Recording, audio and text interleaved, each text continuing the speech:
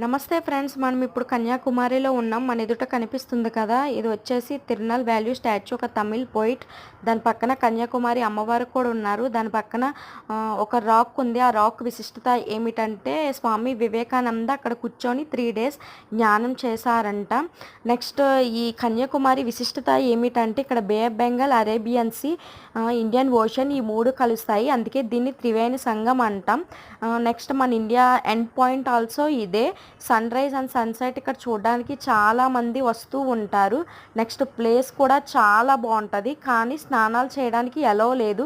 ఎందుకంటే ఇది చాలా డేంజరస్ సముద్రం. జస్ట్ చూడడానికి మాత్రమే ఇక్కడ ఎలా ఉంది. నెక్స్ట్ ఆ తిరునాల్ వాల్యూ స్టాచ్యూ చూడడానికి, పక్కన టెంపుల్ విజిట్ చేయడానికి ఇక్కడ నుంచి బోటింగ్ ద్వారా వెళ్ళాలి. ఆ బోటింగ్కి మనీ అనేది ఛార్జ్ చేస్తారు. మేము వెళ్ళిన టైంలో ఏంటంటే బాగా వర్షం పడుతుంది, అందుకే ఎలో లేదు. ఓకే ఫ్రెండ్స్, ఈ వీడియో నచ్చితే కనుక లైక్ చేయండి, షేర్ చేయండి అండ్ సబ్స్క్రైబ్